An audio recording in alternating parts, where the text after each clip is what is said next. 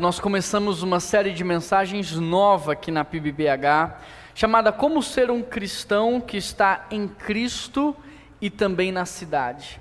Como ser um cristão que habita no mundo espiritual, mas também no mundo material. Como ser um cristão que caminha no mundo celestial, mas também habita no meio dos homens, no meio da cidade.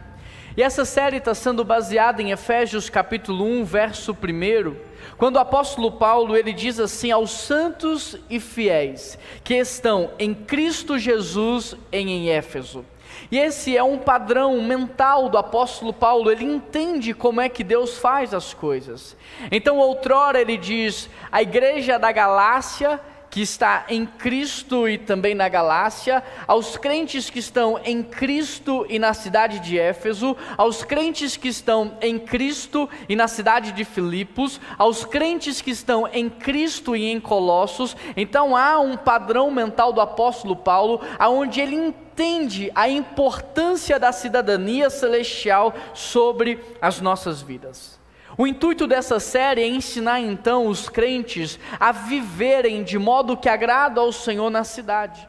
Da mesma forma que quando um brasileiro muda para os Estados Unidos ou para o Canadá, ele leva a sua cultura para este outro país. E mesmo que ele ganhe uma dupla cidadania, mesmo que ele seja considerado cidadão, isso não exclui quem ele é. Não exclui a sua bagagem cultural, não exclui as suas experiências. Ele continua sendo um brasileiro e uma nova nação. Eu e você fomos formados no mundo espiritual e disse Deus, haja, então nós passamos a existir. Eu e você fomos formados com uma cidadania celestial. E isso deveria influenciar a maneira como nós vivemos aqui na terra. E é sobre isso que nós vamos tratar ao longo de toda essa série de mensagens. No domingo passado nós estudamos o capítulo 1 de Efésios. E quem estava aqui aprendeu a redefinir a sua cidadania, entendendo que ele veio do céu, ele veio da presença de Deus, ele veio do mundo espiritual e que isso deve ter influência na maneira como ele vive nesse mundo. Nós aprendemos no domingo passado também a redefinir a nossa identidade, porque agora nós não somos mais estrangeiros, não somos mais órfãos, nós somos filhos de Deus. E filhos de Deus devem espelhar o Pai, filhos de Deus devem representar o Pai, filhos de Deus devem viver uma vida que aponta para Ele. Então nós aprendemos a redefinir a nossa identidade.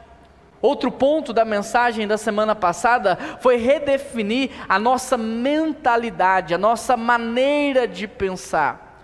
Porque um estrangeiro, ele se move pela escassez. Um estrangeiro, uma pessoa que não é daquele lugar, ele se move pela falta. Ele se move pelas propostas, mas um filho não. Então nós precisamos também remodelar a nossa mentalidade, porque Deus nos colocou aqui para que nós nos movêssemos pelo propósito que Ele tem para nós. E por último, nós aprendemos na semana passada sobre redefinir o nosso estilo de vida.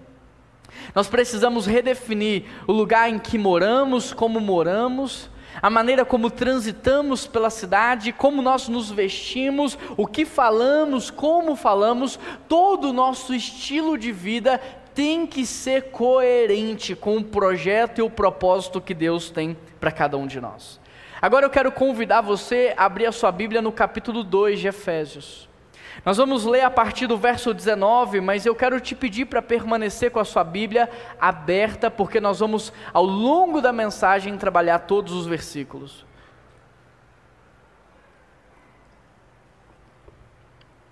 Efésios capítulo 2, verso 19. Se você trouxe a sua Bíblia, abra. Se você não trouxe, o texto também está projetado na tela. O texto diz assim: portanto, vocês já não são estrangeiros e nem forasteiros, mas são concidadãos dos santos e membros da família de Deus, edificados sobre o fundamento dos apóstolos e dos profetas, tendo Jesus como pedra angular, na qual todo o edifício é ajustado e cresce para tornar-se um santuário no Senhor. Nele vocês também estão sendo juntamente edificados para se tornarem morada de Deus por seu Espírito. Deixa a sua Bíblia aberta, mas feche os seus olhos e vamos orar ao Senhor nesse momento. Peça a Ele para falar ao seu coração. Peça ao Senhor para falar contigo nessa manhã. Peça a Deus que ministre uma palavra que você precise ouvir.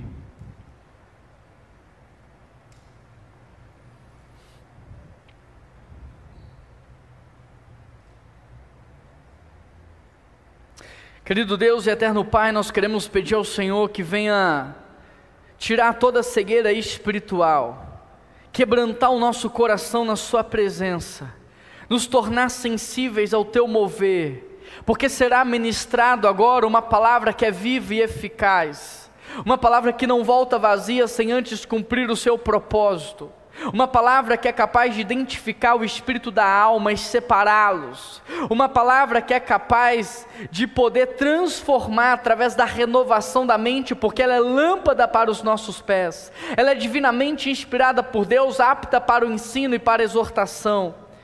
Ó Deus, nós pedimos ao Senhor que essa palavra nos chacoalhe, nos renova, que essa palavra, Deus, nos faça de novo, que essa palavra mude o nosso entendimento e que ela direcione o nosso ano. É essa oração que nós fazemos, em nome de Jesus que nós oramos. Fala conosco, Pai, em nome de Jesus, amém.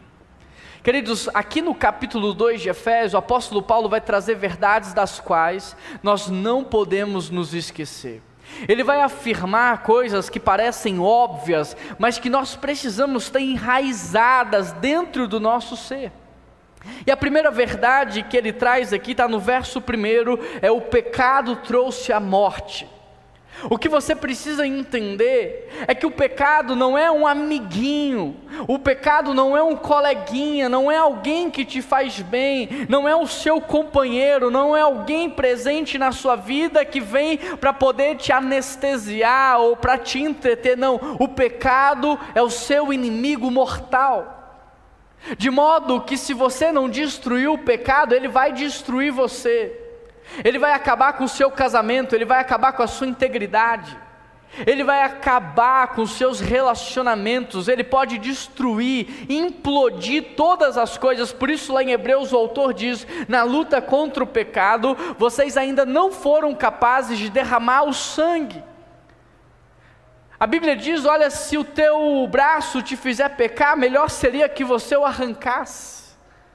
Sabe, o autor de Hebreus não está falando de modo literal, mas para que você entenda que mais importante do que uma parte do seu corpo é a sua vida espiritual, e que o pecado veio como inimigo mortal para destruir você. O pecado trouxe a morte ao ser humano. Olha o que o texto diz, Efésios 2, verso 1: vocês estavam mortos em suas transgressões e pecados, nos quais vocês costumavam a viver, quando seguiam a presente ordem deste mundo. O relato que o apóstolo Paulo vai trazer aqui no capítulo 2 é sobre a condição do homem, e a condição do homem sem Deus, ela é uma condição completamente desesperadora. É uma condição terrível, porque o diagnóstico que o apóstolo Paulo faz se refere aqui ao homem caído, numa sociedade caída em todos os tempos e lugares. Esse retrato que o apóstolo Paulo traz é um retrato universal, porque o pecado não é como uma virose que uns pegam e outros não. O pecado é algo que pegou todos os seres humanos, ninguém escapou. Olha o que diz o verso 1: vocês estavam mortos. Mas eu quero te explicar o que essa morte não é. Ela não quer dizer que o homem que está morto de forma espiritual nos seus pecados não possa fazer coisas boas. Não é isso que o texto está dizendo. O indivíduo aqui não regenerado pode sim levar uma vida moralmente aprovada. O indivíduo não redimido, não lavado pelo sangue do Cordeiro, ele pode viver uma vida civilmente decente. Ele pode sim ser um bom cidadão. Os pecadores, a Bíblia diz que eles sabem fazer o bem a quem lhe fazem bem.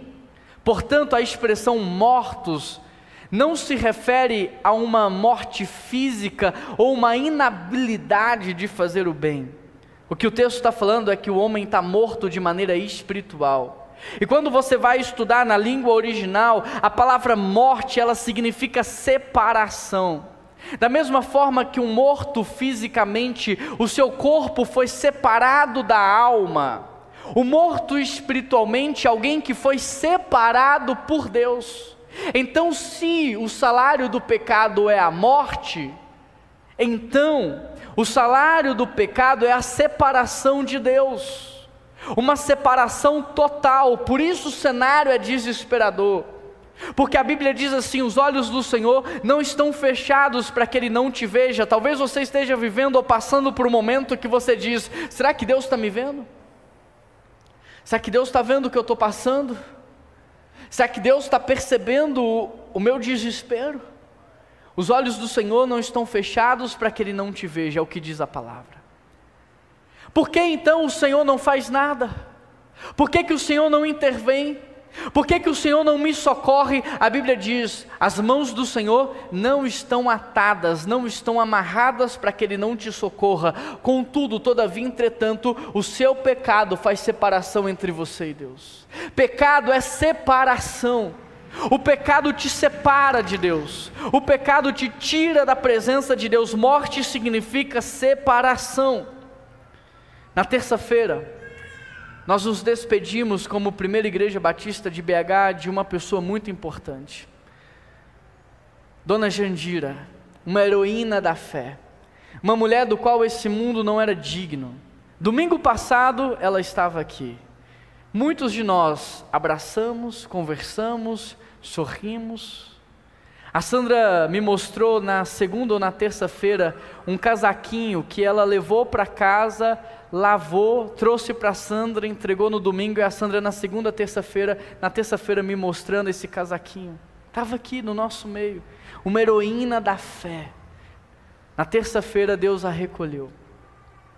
Quarta-feira, 5:30 da manhã, saí de onde eu estava, rumo ao velório. Cheguei lá no velório, ela estava dentro do caixão, abraçada com uma Bíblia. Uma cena linda e maravilhosa. Uma mulher do qual esse mundo não era digno. Isso me deixa preocupado, porque eu estou enterrando uma geração de heróis da fé. Eu estou enterrando uma geração de heroínas da fé. Eu estou enterrando uma geração de gente que ama a Deus, de gente que ama a Deus de verdade, de gente que se entrega pela igreja, de gente que se entrega pelos outros, mas eu não estou vendo nascer uma geração que ama o Senhor como essa. Juan, mas isso é normal porque eles começaram a amar Deus na terceira idade. Não. Desde que eu me entendo por gente, eu lembro do meu avô amando a Deus. Desde que meu avô converteu, ele amava ao Senhor, e o amor dele só foi crescendo. Mas onde estão essas pessoas que amam ao Senhor? Onde estão essas pessoas dos quais esse mundo não é digno? Mas sabe o que é interessante? Porque eu estava ali do lado da Dona Jandira, falando com toda a sua família e os seus amigos. Mas por mais que eu citasse o seu nome, ela não podia me ouvir. Por mais que eu a chamasse, ela não respondia. Por mais que eu tocasse nela, ela não reagia. Por quê? Porque o morto fisicamente não responde a estímulos físicos. Da mesma forma, o morto espiritualmente não responde a estímulos espirituais.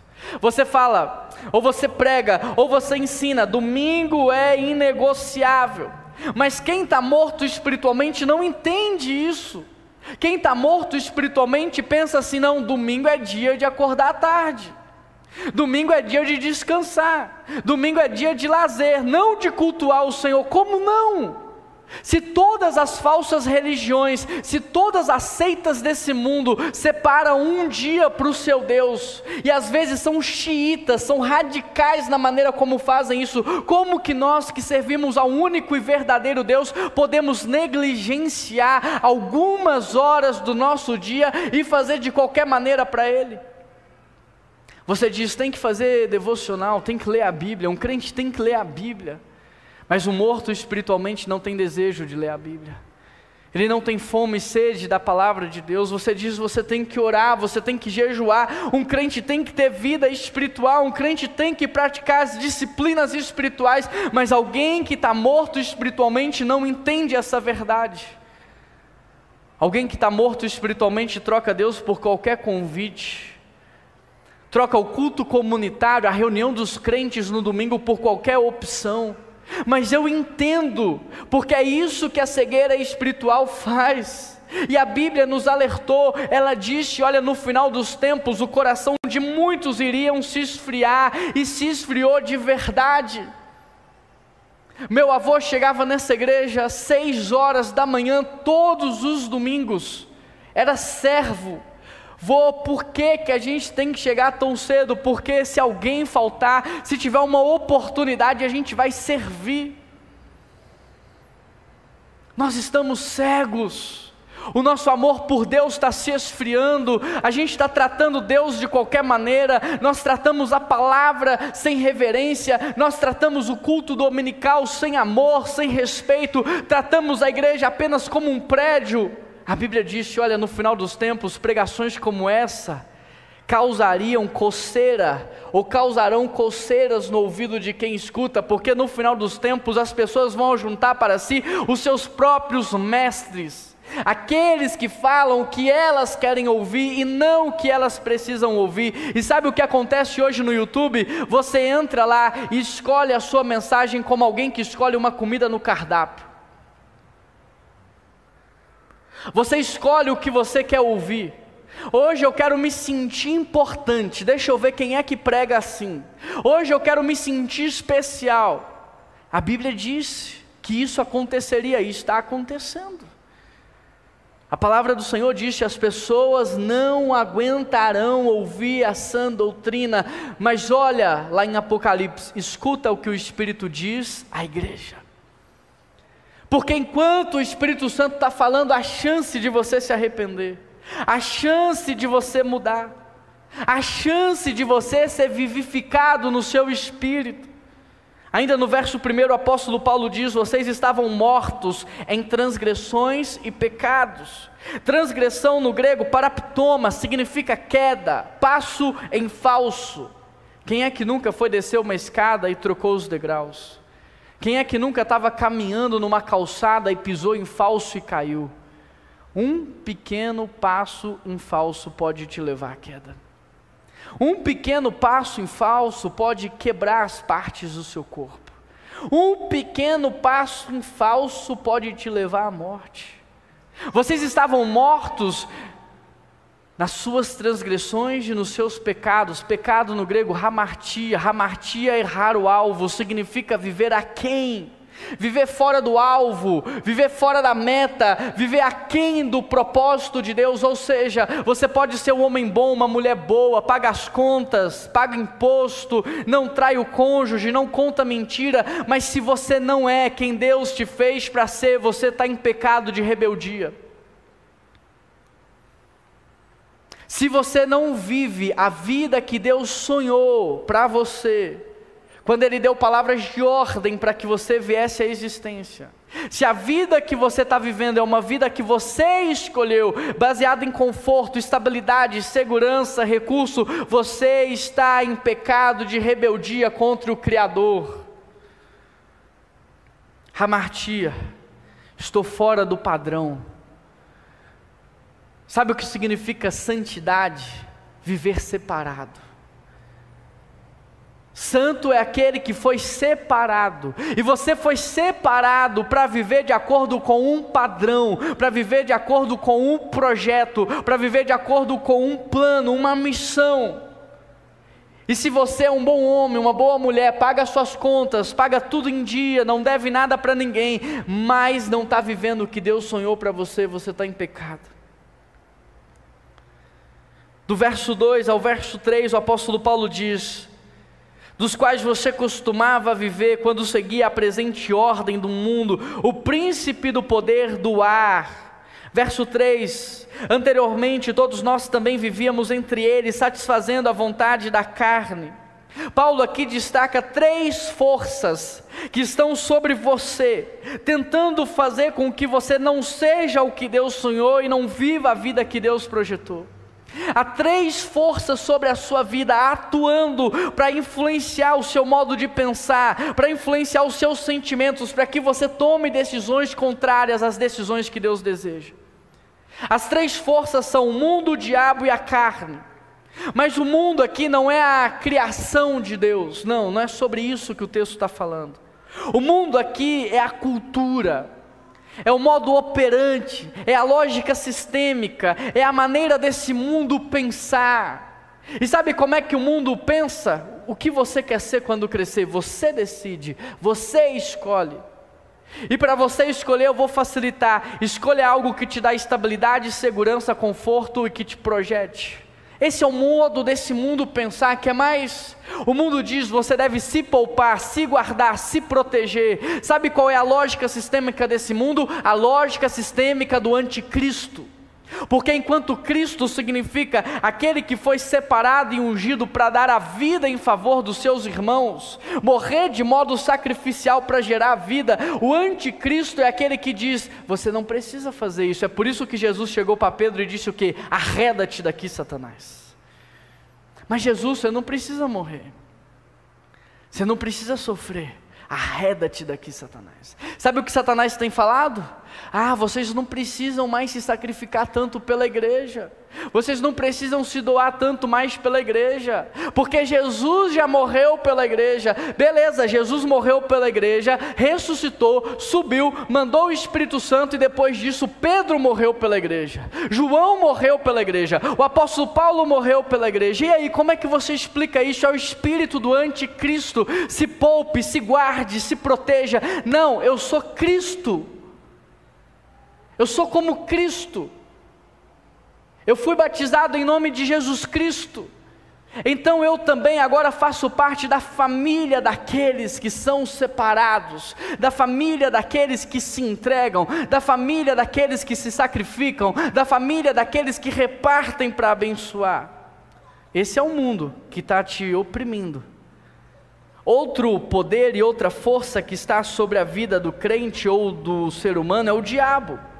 O diabo é um espírito, sabe, ele é invisível, mas ele é real. É o pai dos mentirosos, é o patrono dos rebeldes, é aquele que se rebelou contra Deus e agora deseja que todos se rebelem também.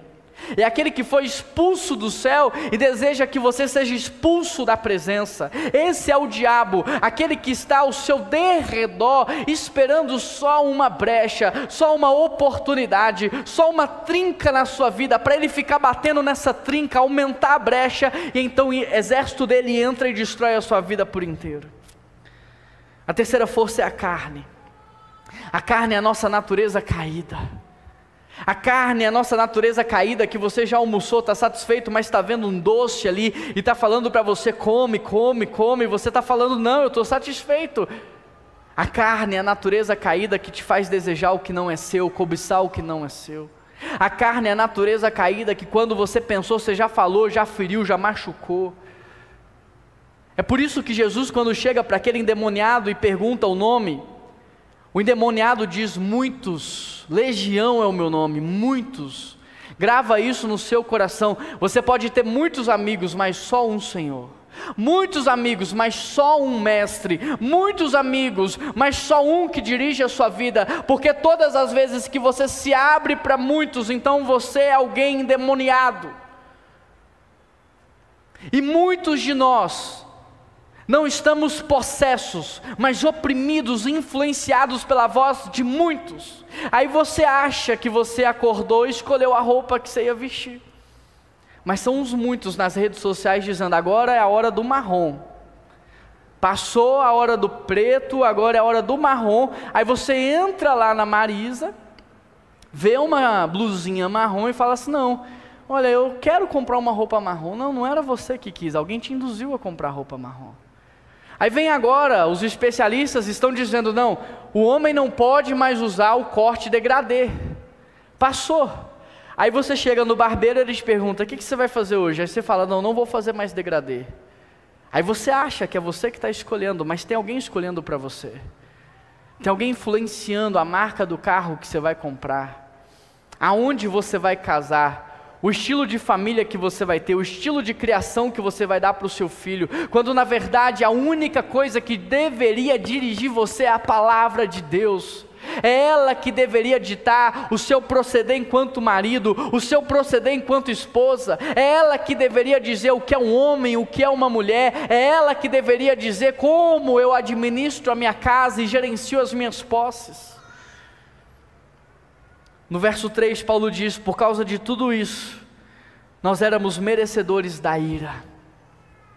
Ou seja, este homem caído, este ser humano que foi separado de Deus, que agora ele é dirigido pelo Satanás, movido pela sua carne, e vive para satisfazer a cultura desse mundo, esse homem é alvo da ira de Deus. A ira de Deus é uma reação natural frente a qualquer pecado de rebelião. A ira de Deus é uma santa repulsa a tudo que mancha a santidade dele. De forma que a ira de Deus, querido, não é só para essa vida, mas principalmente para a vida vindoura.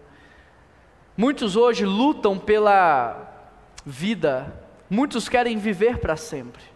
Estão aí numa corrida na medicina, numa corrida dentro, os cientistas buscando formas de viver para sempre, mas sabe o que é interessante? Porque a ira de Deus não é só para essa vida, é para a vida vindoura, e esses mesmos que querem viver para sempre, um dia vão desejar a morte, e ela já não mais será possível. Estarão no lago de enxofre, queimando no inferno com o diabo e os seus anjos, desejando o fim, clamando pela morte, e a morte já não será possível, porque a ira de Deus é para essa vida e para a vinda vindoura. Tem gente que está sofrendo a ira de Deus, sem ter a consciência de que o pior ainda está por vir. O cenário que o apóstolo Paulo descreve aqui é o pior possível, porque descreve o cenário de todos os seres humanos. Não é que no dia do juízo final Deus vai condenar alguns para o inferno. A verdade é que todos nós já nascemos condenados ao inferno. O que Cristo faz é intervir. O cenário é o pior. Não há nada que a gente possa fazer, não há palavras que possamos ecoar, não há dinheiro que possa comprar salvação, não há sangue humano que possa ser derramado mais em favor dos pecados, não havia nada. Então o apóstolo Paulo vem e faz uma transição, e no verso 4, ele vai nos mostrar a misericórdia de Deus. A segunda verdade que você não pode se esquecer é que o amor de Deus trouxe a vida. Num cenário de morte, num cenário de destruição, num cenário de ira, o amor de Deus mudou a história. Efésios 2, verso 4: todavia Deus, que é rico em misericórdia, pelo seu grande amor com que nos amou, deu-nos a vida juntamente com Cristo, quando ainda estávamos mortos em transgressões, pela graça vocês são salvos. Deus nos ressuscitou com Cristo, e Ele nos fez assentar nos lugares celestiais. Queridos, a cena era terrível. Nós estávamos lá no lamaçal do pecado, não tínhamos o que fazer, estávamos cegos, nós não conseguíamos ter consciência da nossa perdição. Você nunca pode se esquecer disso. Você não foi salvo pelas suas obras, você não foi salvo porque você era bom, você não foi salvo porque você fez alguma coisa para agradar o Senhor. Você não pode se esquecer, você estava imerso na lama, na escuridão, e Deus veio e te resgatou do império das trevas, e Ele te levou para o reino de luz. O apóstolo Paulo diz que Deus, por causa da sua misericórdia, por causa da sua compaixão, por causa do seu grande amor, olhou para a criação, para a obra criada, e Ele, sabendo de que o homem nada podia fazer, decidiu fazer por nós. Glória a Deus.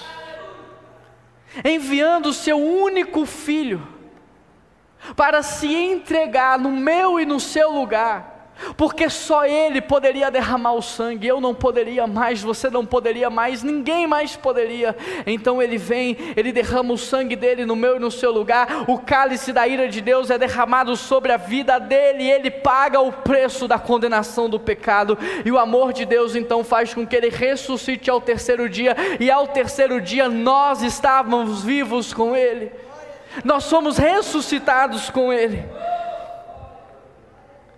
Paulo aqui nesse bloco contrasta aquilo que nós éramos pela natureza pecaminosa por aquilo que agora nós somos na graça. A condição do homem com a condição divina, a ira de Deus agora com o seu amor. Paulo vai nos mostrar o contraste entre a vida daqueles que estão caídos e a vida daqueles que estão salvos. Antes, objetos da ira. Agora nós somos beneficiários da bondade, da graça, do amor, do perdão, da bênção do Senhor. Antes estávamos escravos do pecado, acorrentados nesse mundo, não tínhamos liberdade. Agora Ele nos chama para uma vida de liberdade, uma vida abundante. No verso 4, Paulo diz: Ele nos amou. No verso 5, Ele nos ressuscitou. Nos versos 6, Ele nos exaltou. E nos versos 7 a 9, nos guardou. Paulo diz no verso 10, nós somos feitura. Feitura no grego significa poema. E poema significa poema. Significa que a salvação é uma obra de arte. É Deus fazendo nova a sua criação. É Deus pegando o homem desconfigurado pelo pecado, destruído pela maldade, e fazendo ele de novo, agora de novo a sua imagem e semelhança. De novo alguém que agora vai apontar para o Pai. De novo alguém que você vai olhar e vai ver Cristo na vida dele, porque agora ele é uma obra de arte que espelha o Criador. Certa vez perguntaram para uma mulher muito rica: onde estão as suas joias? E as pessoas, numa expectativa de que essa mulher levaria todo mundo ao seu quarto, abriria o cofre e mostrasse ali as suas joias, ela fez completamente o contrário disso. Ela começou a chamar alguns nomes, e começaram a surgir crianças e adolescentes ali na sala. Então ela diz: aí estão as minhas joias. Essas são as minhas verdadeiras joias. Nós, filhos de Deus, lavados e remidos pelo sangue do Cordeiro, nós somos as verdadeiras joias do nosso Senhor. Nós somos o seu verdadeiro tesouro. Nós somos a sua família, o seu povo, aquele que Ele escolheu, aquele que Ele formou. O mesmo poder, querido, que tirou você da sepultura da morte, o mesmo poder que tirou você do lamaçal do pecado, esse poder, Ele pode hoje te santificar, Ele pode hoje te purificar. Esse poder pode tirar da sua vida toda a culpa em relação ao que você fez no seu passado, toda essa culpa que te persegue, que não te deixa em paz. Deus tem poder. A palavra diz que Ele pode pegar os seus pecados e lançar no mar do esquecimento. Não é porque Ele tem a memória curta, mas porque Ele escolhe esquecer. Ele tem poder de te libertar da escravidão desse vício que te aprisiona. Ele tem poder para te libertar dessa cegueira que você está. Ele tem poder para santificar você e fazer você nova criatura. No verso 10 ele continua dizendo: porque somos criação de Deus, para fazermos boas obras, os quais Ele preparou de antemão.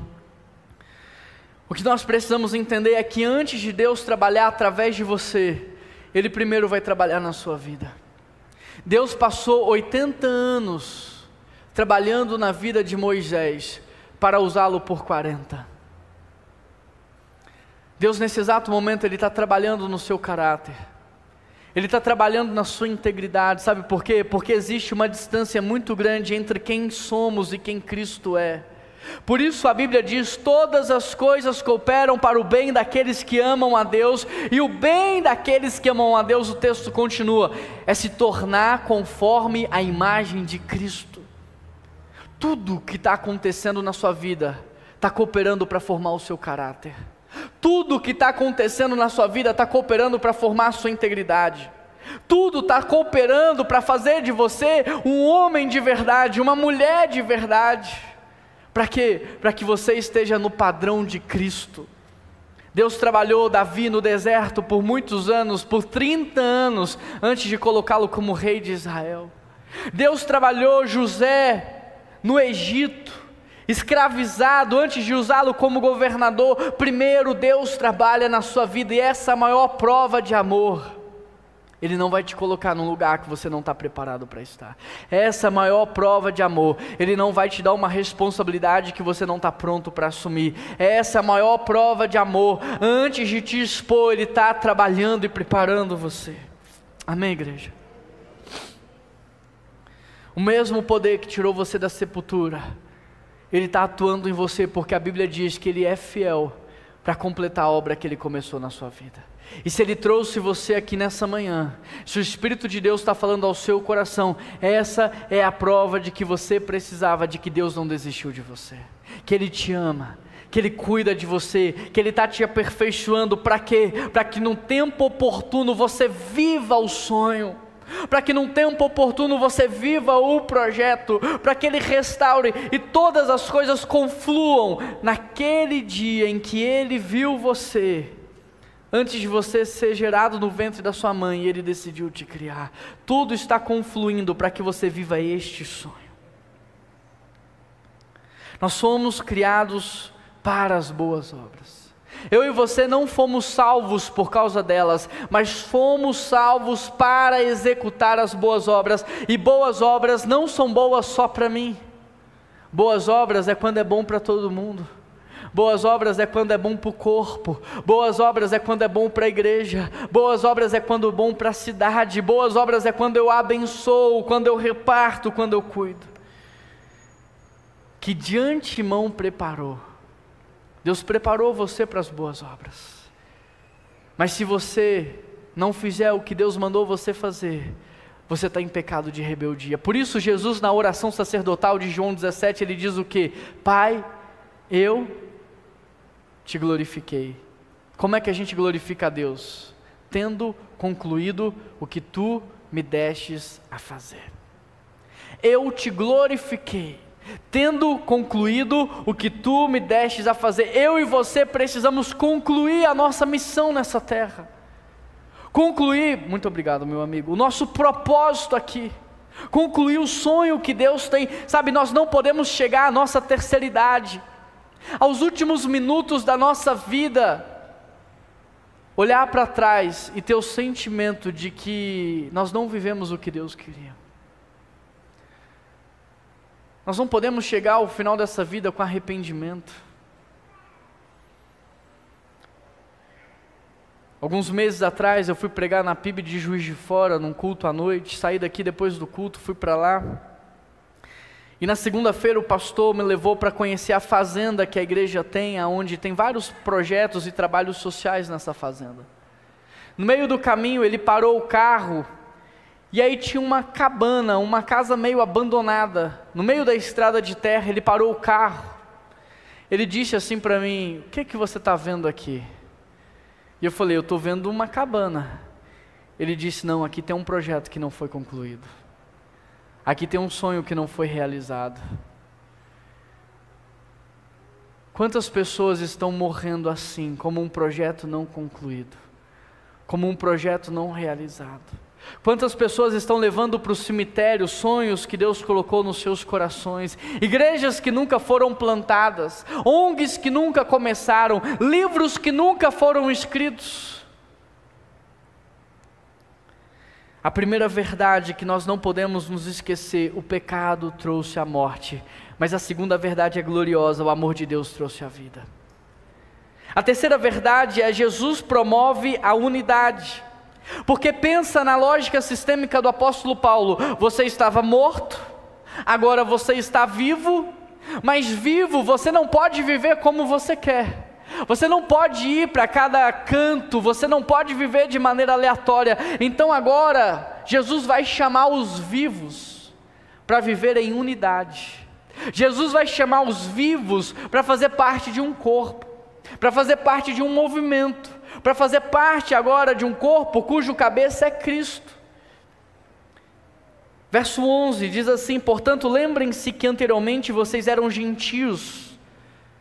No verso 12 ele vai falar: vocês eram estrangeiros, mas agora em Cristo Jesus, vocês que estavam longe, vocês que estavam separados, vocês foram aproximados mediante ao sangue de Cristo.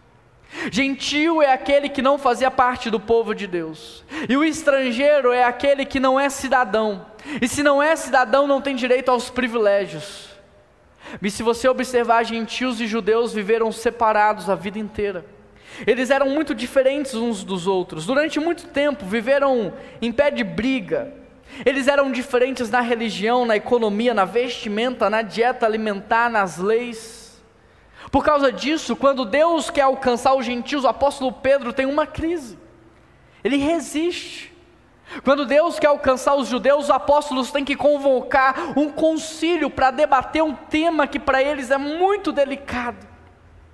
Então aqui o apóstolo Paulo vai nos mostrar o resultado de uma das maiores missões de paz da história da humanidade. Pois agora, por causa de Cristo, a paz com Deus. Não estamos mais debaixo da ira dele, a paz com Deus. Nós somos reconectados com o Criador. E porque a paz com Deus, a paz de Deus em nosso coração. E se a paz de Deus no nosso coração, não há mais guerra interna, não há mais crise interna. Se a paz interna, agora eu promovo paz.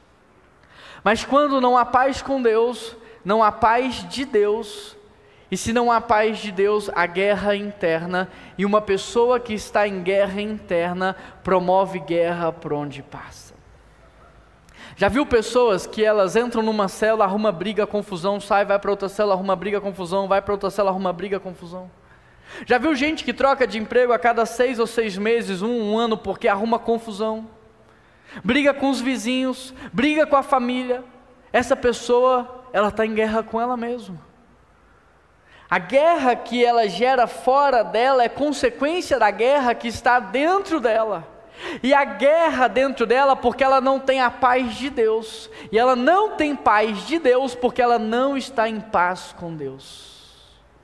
Mas aqui, por causa de Cristo, por causa do Evangelho, nós podemos ter paz com Deus, nós podemos ter paz de Deus, e nós podemos promover paz no mundo.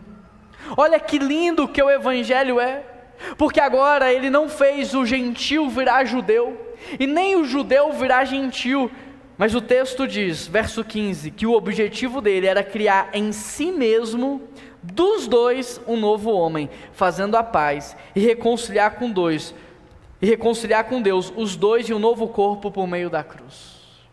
Sabe o que o Evangelho faz? Ele pega dois inimigos, transforma em amigos, coloca no mesmo corpo, faz trabalhar junto, pelo mesmo propósito, o mesmo objetivo. O Evangelho é poderoso, o Evangelho é maravilhoso, e é isso que Cristo está fazendo. Ele está chamando os vivos para fazer parte do mesmo corpo, a igreja, cujo cabeça é Cristo, que trabalha para a edificação e a redenção da humanidade. Por isso que você, crente, não pode ficar de fora da igreja.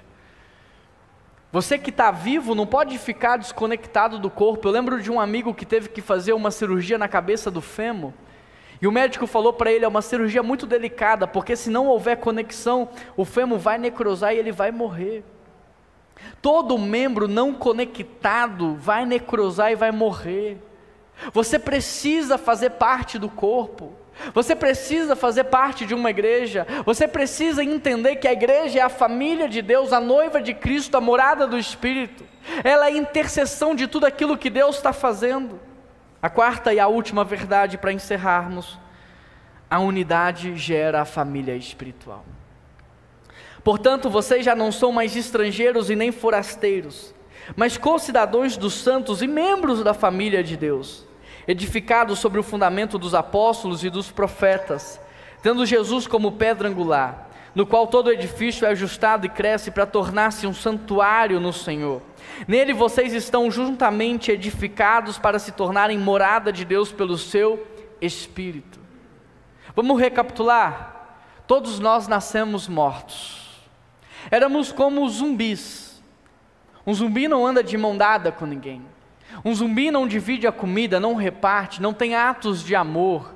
Eles são guiados pela falta, vivem pela proposta. Nós estávamos todos mortos. E como mortos espiritualmente, não tínhamos palavras para resolver esse problema. Não tínhamos dinheiro, não tínhamos sangue puro para derramar, ou seja, não havia nada que nós pudéssemos fazer. Mas Deus amou o mundo de tal maneira, que entregou o seu único Filho, para que todo aquele que nele crê, não pereça, mas tenha a vida eterna. Jesus veio se fazendo homem, e como homem derramou o seu sangue, pagando o preço do pecado, e sofrendo a ira de Deus, mas ao terceiro dia, Ele ressuscitou, o amor de Deus nos deu a vida.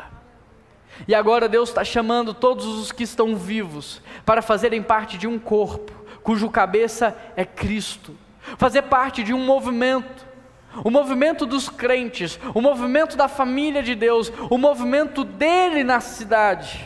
E agora, ele vai nos ensinar que essa unidade, ela gera a família de Deus. Querido, entenda uma coisa, se você não se sente em família, é porque você não luta pela unidade. Porque experimentar a família é daqueles que preservam a unidade. A unidade gera a família espiritual, a unidade gera o laço espiritual, o selo espiritual. E se você não luta para manter, você já está lutando para destruir, porque em relação à unidade não tem movimento estático, ou você preserva ou você destrói. Francis Chan disse que se você não luta para preservar a unidade da igreja, nem o Espírito Santo você tem dentro de você, porque é impossível você ser o coração lutando contra o pulmão. É impossível você ser o pulmão tentando destruir o próprio rim.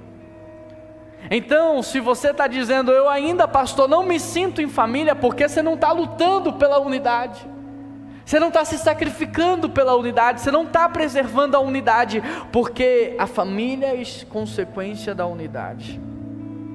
Se você observar em Gênesis, Deus, ele andava no meio do seu povo, Deus não morava no meio do seu povo. Ele passeava no meio do seu povo ao entardecer.